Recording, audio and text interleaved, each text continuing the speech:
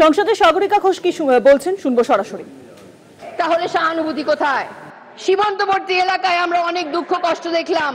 সীমান্তবর্তী গ্রাম আর শহর যুদ্ধের সময় সরাসরি গোলাগুলির সামনে থাকেন, অথচ তারাই সবচেয়ে ঝুঁকিপূর্ণ, সবচেয়ে অসহায়, সবচেয়ে উপেক্ষিত থাকেন। অপারেশন সিঁদুর সময় আন্তঃসীমান্ত শেলিংয়ে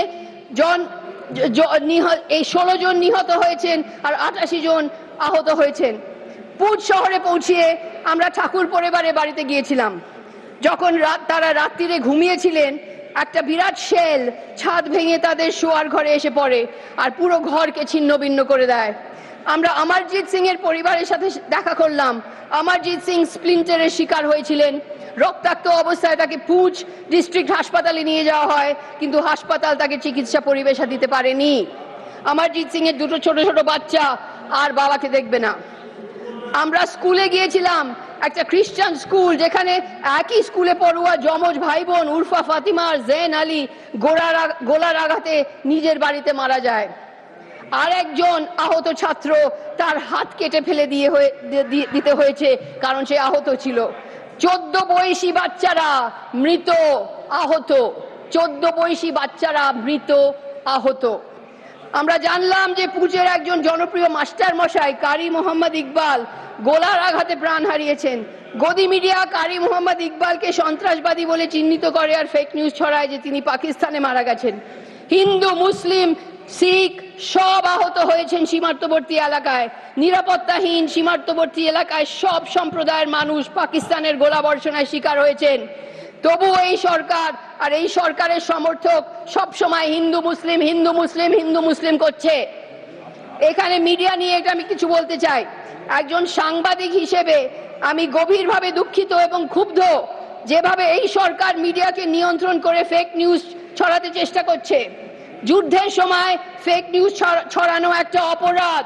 যুদ্ধের সময় মিথ্যে কথা বলা নাগরিকদের প্রতি অন্যায়।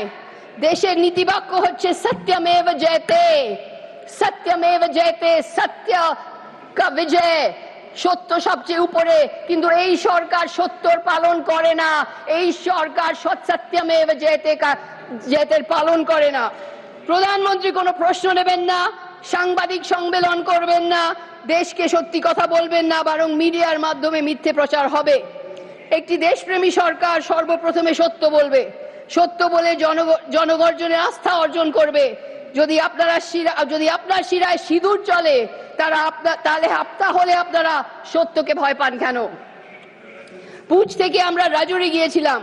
রাজৌরিতে একজন জেলা অধিকর্তা রাজকুমার থাপা নিজের বাড়িতে গোলার আঘাতে মারা যান। রাজৌরি ডিস্ট্রিক্ট হসপিটালে 16 বয়সী রাফিয়াকে দেখলাম আমরা। রাফিয়ার পায়ে ভীষণ চোট লেগেছে।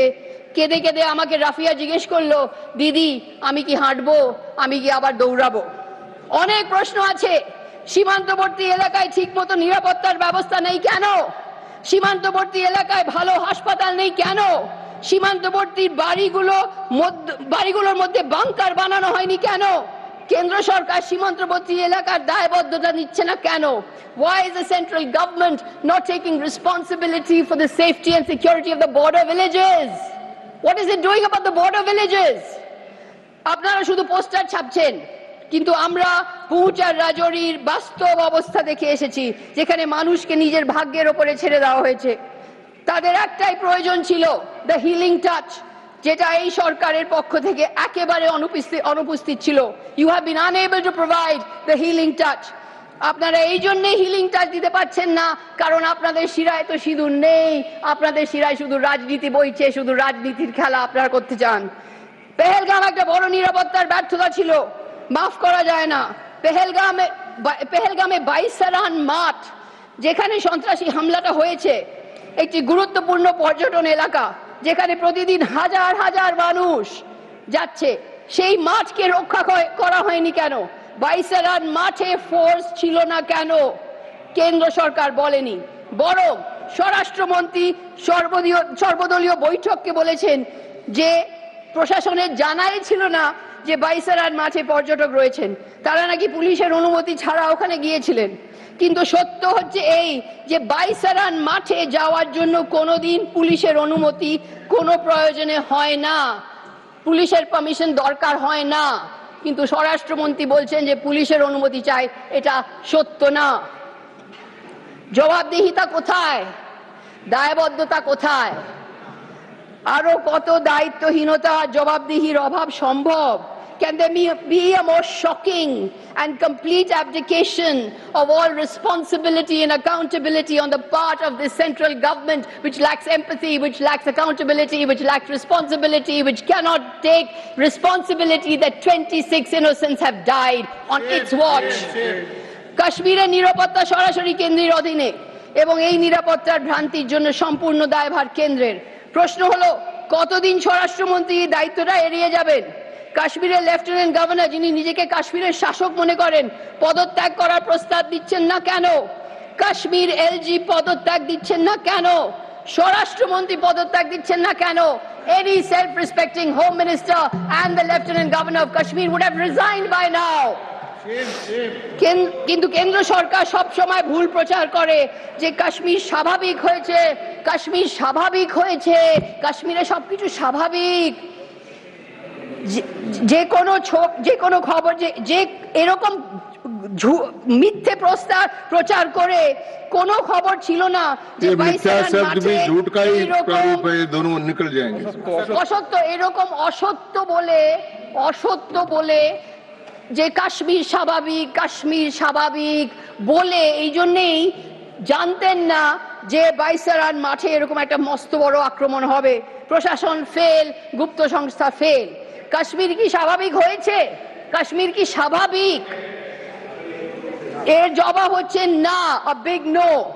2018-তে 228টা সন্ত্রাসী হামলা হয়েছে, 2019-এ 150-র ওপরে সন্ত্রাসী হামলা হয়েছে, 2020-তে 100-র ওপরে সন্ত্রাসী হামলা হয়েছে, 2021-এ 100-র ওপরে সন্ত্রাসী হামলা হয়েছে, 2022-এ 100-র ওপরে সন্ত্রাসী হামলা হয়েছে, 2023-এ 50-এর ওপর সন্ত্রাসী হামলা হয়েছে। ক্রমাগত সন্ত্রাসী হামলা হয়ে যাচ্ছে কাশ্মীরে, আর এদিকে কেন্দ্র সরকার বলছে সব স্বাভাবিক আছে, সব স্বাভাবিক আছে। সেনাবাহিনী মারা যাচ্ছেন। 2018-তে 91 জওয়ান মারা গেছেন, 2019-এ 80 জওয়ান মারা গেছেন, 2020-তে 63 জওয়ান মারা গেছেন। জম্মু অ্যান্ড কাশ্মীর যদি স্বাভাবিক রইতো তাহলে এতগুলো সন্ত্রাসী হামলা হচ্ছে কেন? আর কাশ্মীরি পণ্ডিতরা কাশ্মীর ফেরত যেতে ভয় করছেন কেন? সরকার বারবার বলছেন নয়া কাশ্মীর, হাম নয়া কাশ্মীর বানায়া। আপনারা যদি নয়া কাশ্মীরের কৃতিত্ব চান তাহলে পেহেলগামে যারা মারা গেছেন তাদের দায়িত্ব আপনাদের নিতে হবে। এই সরকার 2019-এ জম্মু অ্যান্ড কাশ্মীর রাজ্যের স্বায়ত্তশাসন প্রত্যাহার করে দিয়েছে এই দাবিতে যে এটা করে শান্তি ও সমৃদ্ধি আসবে। ইলেকশনের আগে প্রধানমন্ত্রী প্রতিশ্রুতি করেছিলেন যে জম্মু অ্যান্ড কাশ্মীরকে স্বায়ত্তশাসন ফিরিয়ে দেবেন, কিন্তু এটা এখনো করেননি। এই সরকারের জন্য কাশ্মীর শুধু এক ভূমির টুকরো, কিন্তু পেহেলগাম কাণ্ডর পরে কাশ্মীরিরা নিজে সব রাস্তায় নেমেছিলেন সন্ত্রাসবাদীদের বিরুদ্ধে প্রতিবাদ করতে। কিন্তু আপনাদের চিয়ার লিডার আর আপনাদের যে মিডিয়া সেল সবসময় কাশ্মীরদের অনেক রকমের নাম করে চিহ্নিত করেন। আপনারা স্বীকার করতে চান না যে কাশ্মীর হয়েছে ভারতের বহুধর্মীয় বহু সংস্কৃতির পরিচয়ের কেন্দ্রবিন্দু।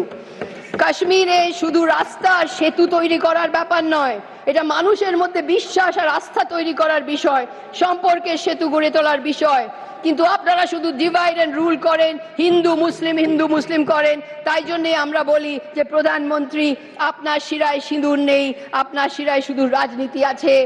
প্রধানমন্ত্রী, आपके नस में सिंदूर नहीं है, आपके नस में सिर्फ রাজনীতি है। ভারত পাকিস্তান যুদ্ধবিরতির হচ্ছে আরেকটি গুরুত্বপূর্ণ বিষয়। কেন্দ্র সরকার একেবারে ব্যাখ্যা করেনি যে ডোনাল্ড ট্রাম্প যুদ্ধবিরতির কৃতিত্ব বারবার নিচ্ছেন, 27 বার নিয়েছেন যুদ্ধবিরতির কৃতিত্ব। যদি এটা অসত্য তাহলে ট্রাম্পের বিরুদ্ধে প্রতিবাদ জানাচ্ছে না কেন কেন্দ্র সরকার? তুলনা করা যেতে পারে 1971-এ যুদ্ধ, যখন প্রধানমন্ত্রী Indira Gandhi American president Richard নিক্সনের সামনে কখনো মাথা নিচু করেননি, নিক্সনের শর্ত মানেননি। আজকাল মনে হচ্ছে যে কেন্দ্র সরকার আমেরিকার সামনে নতজানু হয়ে আছে। Why is this government kneeling before the United States? আমরা বলতে চাই যে সাহসী সেনাবাহিনীরা প্রাণ উৎসর্গ করেছে সীমান্ত গ্রামের মানুষরা ধ্বংসর মুখে পড়েছেন, অসহায় পর্যটকদের গুলি করে হত্যা করে দেওয়া হয়েছে, কিন্তু আপনারা শুধু রাজনীতি করেন, শুধু রাজনীতি। আপনাদের কাছে সবকিছু একটা রাজনৈতিক খেল। বিজেপির কাছে অপারেশন সিঁদুর একটা নির্বাচনী ইস্যু, কিন্তু আমরা যারা নেতাজি সুভাষচন্দ্র বোস এবং বিবেকানন্দর ভূমি থেকে এসেছি, আমরা জানি যে প্রকৃত দেশপ্রেম কি। সুভাষ বোসের দেশপ্রেম আর দেশভক্তি নির্বাচন জেতা আর ভোট দখল করার জন্য ছিল না। সুভাষ বোসের দেশভক্তি দেশকে শক্ত করার জন্য ছিল, দেশের ঐক্য বাড়িয়ে রাখার জন্য ছিল। না মাননীয় প্রধানমন্ত্রী, আপনার শিরায় সিঁদুর নেই, আপনার শিরায় শুধু রাজনীতি আছে। এখন আপনারা দেশকে ডিভাইড এন্ড রুল করছেন, ভারতকে বিভক্ত করছেন, ডিভাইড এন্ড রুল করছেন, যখন যুদ্ধের সামনে আমাদের ঐক্য হচ্ছে সবচেয়ে বেশি জরুরি জিনিস। আপনারা ডিভাইড এন্ড রুল করে বাঙালিদের, বাংলা ভাষীদের বাংলাদেশি বলে দেশকে দুর্বল করছেন, দেশকে বিভক্ত করছেন, ডিভাইড এন্ড রুল করছেন। তাই জন্যই আমরা বলি, না প্রধানমন্ত্রী, আপনার শিরায় সিঁদুর নেই, আপনার শিরায় শুধু রাজনীতি আছে। आपके नस में सिंदूर नहीं है, आपके नस में सिर्फ राजनीति है, सिर्फ राजनीति। You do not have Sindoor in your veins, you only have politics and more politics in your veins. स्थान ग्रहण करें माननीय सदस्य Shri Tiruchi Shiva. Thank you, Mr. Vice Chairman, sir.